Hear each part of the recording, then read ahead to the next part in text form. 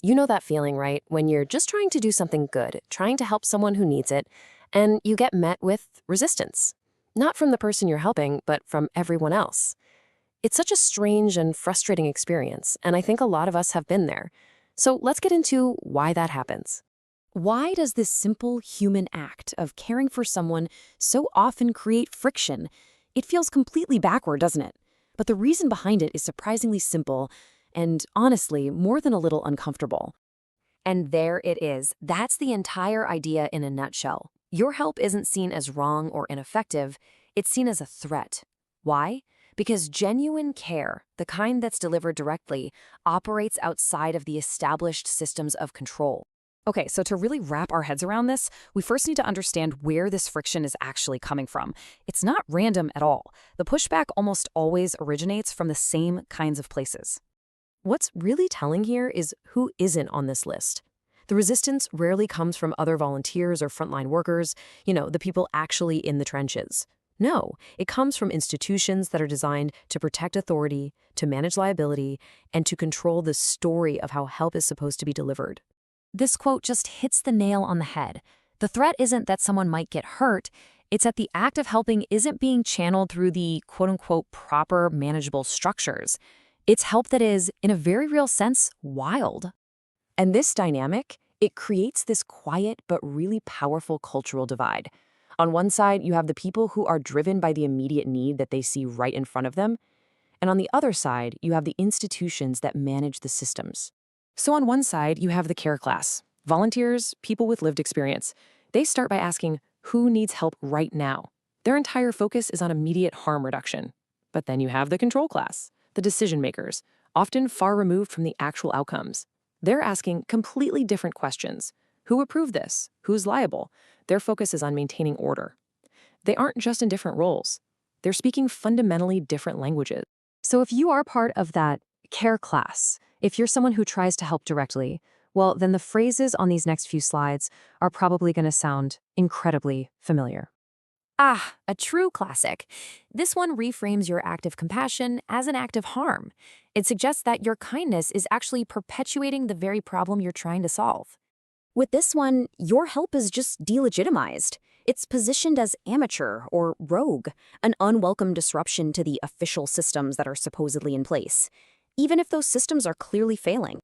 And this is the most direct attack of all. It's just a blunt attempt to invalidate everything you're doing, to make you question whether your basic instinct to help is fundamentally wrong. But when you hear these criticisms, it's so important to just take a step back and ask, what are they actually based on? What's the real motivation driving these words? Here's the crucial point. Notice what's consistently missing from these arguments. There's rarely any hard evidence, no input from the people actually being helped, and almost no discussion of actual outcomes. What is present, overwhelmingly, is a fear of losing control over how suffering is defined, managed, and processed. This brings us to a much deeper level of the conflict. This friction, it isn't really a competition for funding or resources. It's a competition for something far more fundamental: the story itself. It's a fight over what's called narrative authority.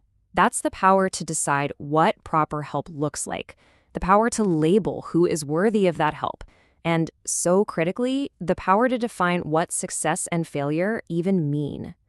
When you help someone directly, you are writing a different story, one that challenges the official narrative. And believe me, this pattern is not isolated. You see it everywhere people bypass bureaucracy to provide direct help, from community organizers working on housing, to advocates fighting for better mental health care, all the way to volunteers just showing up after a natural disaster. The pattern is universal. So, what do we do with this knowledge? We have to reframe our understanding.